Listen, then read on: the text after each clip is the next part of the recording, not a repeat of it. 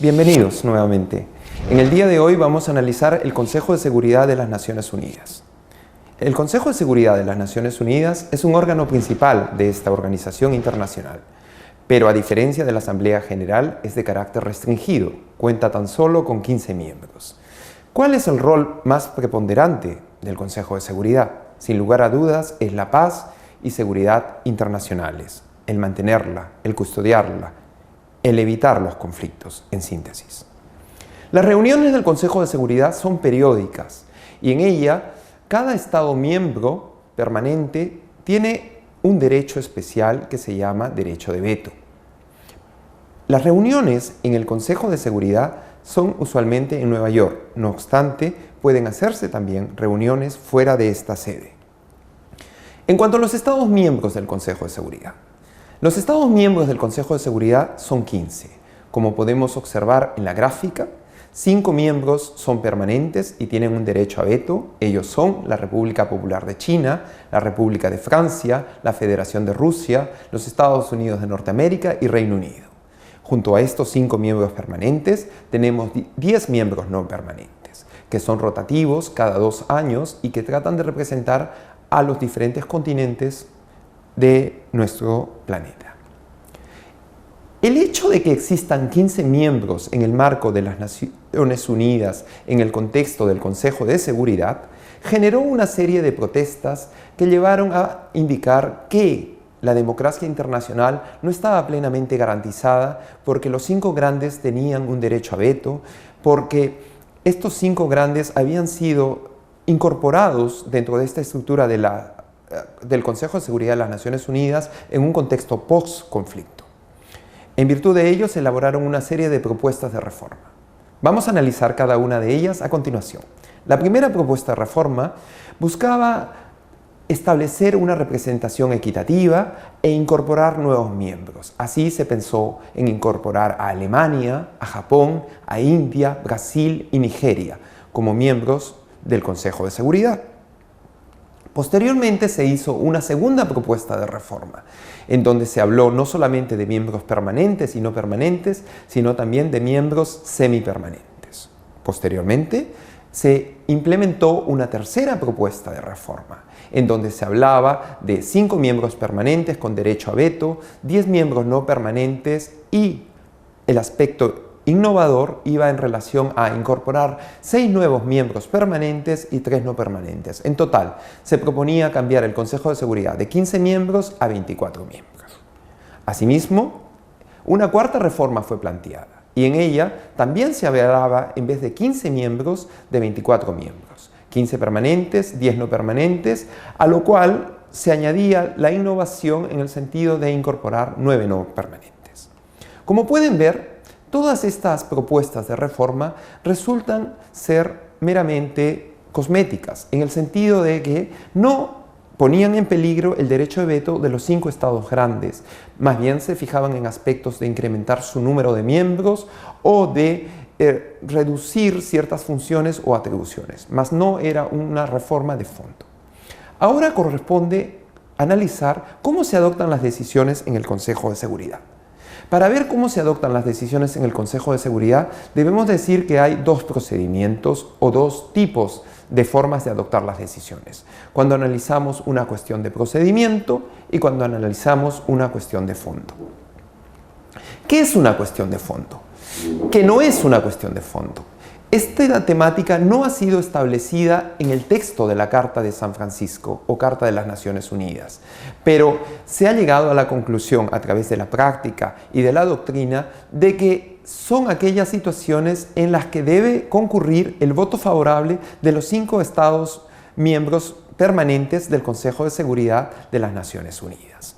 Cuestiones de fondo son, así por ejemplo, la acción coercitiva establecida en el capítulo 7 de la Carta de San Francisco, la creación de fuerzas multinacionales para desplegar operaciones de paz, de imposición de la paz, de mantenimiento de la paz, etc.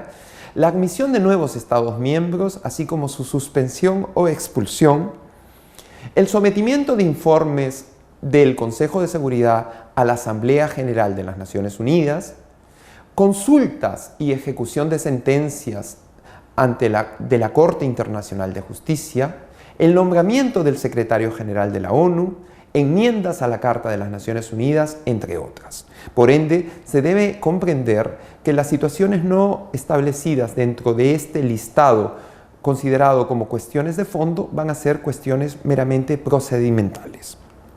Ahora, al momento de votar es necesario que las cuestiones de procedimiento de los 15 miembros se cuente con 9 votos a favor, en la que un Estado representa un voto, indistintamente si son permanentes o no, mientras que las cuestiones de fondo sí requieren 9 votos, pero de estos 9 votos, 5 tienen que ser de los miembros permanentes del Consejo de Seguridad.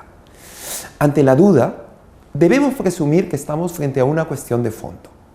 Dos temas importantes y que debemos mencionar son el derecho de veto y el derecho de doble veto. No obstante, es importante recordar que la no participación en la votación de un Estado que tiene la condición de miembro permanente del Consejo de Seguridad no se considera un veto, y esto fue establecido por la Corte Internacional de Justicia en el caso de Namibia. ¿Qué es el derecho de veto? La República Popular de China, la República de Francia, la Federación de Rusia, anteriormente parte de la Unión de Repúblicas Socialistas Soviéticas, Reino Unido y Estados Unidos de Norteamérica, desempeñaron una función primordial cuando se creó las Naciones Unidas y fueron los grandes triunfadores de la Segunda Guerra Mundial. Por ello, todo el orden jurídico internacional que se estableció a partir de ello se basó en un reconocimiento a su condición de naciones líderes y a su rol en pro de la paz y seguridad internacionales.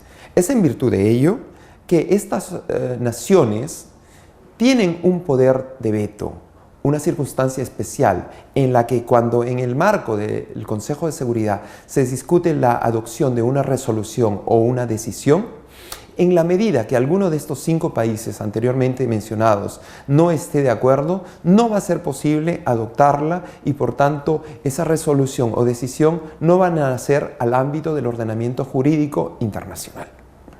Asimismo, debemos señalar que este derecho de veto, como hemos indicado anteriormente, ha sido constantemente criticado, ha sido constantemente polemizado porque se piensa que es un poder completamente absoluto que tienen estos 5 miembros permanentes en el escenario internacional. Y además, cuando tenemos en cuenta que muchas veces el veto ha sido aplicado para ir a favor o en contra de los aliados o, entre paréntesis, los enemigos que cada país o cada uno de estos 5 potencias pueda tener en un momento concreto de la historia. Ahora, el hecho de que un país se abstenga también ha sido una práctica constante. Muchas veces los estados prefieren no aplicar su derecho de veto y prefieren simplemente abstenerse en el momento de la votación. ¿Qué es el doble veto? El doble veto es una situación que se plasma en el siguiente contexto. Hay una cuestión que se discute, se piensa que es procedimental, pero un miembro veta la votación porque cree que no es un tema procedimental. Posteriormente, a través de negociaciones, se llega a producir un cambio en el enfoque que tenía ese Estado que aplicó el veto número 1 y se llega a comprender que realmente no es una cuestión procedimental, que es una cuestión de fondo. Una vez que estamos analizando la cuestión de fondo, el Estado nuevamente reitera su oposición. Esto es lo que vendría a ser el veto número 2. Competencias. Sin lugar a dudas, el Consejo de Seguridad de las Naciones Unidas es el guardián o policía del mundo. Él tiene la responsabilidad primordial de garantizar la paz y seguridades internacionales. Y por ello sus resoluciones son obligatorias y vemos la importancia que tienen en contextos actuales como el de Corea del Norte u otros estados que viven conflictos internos o internacionales.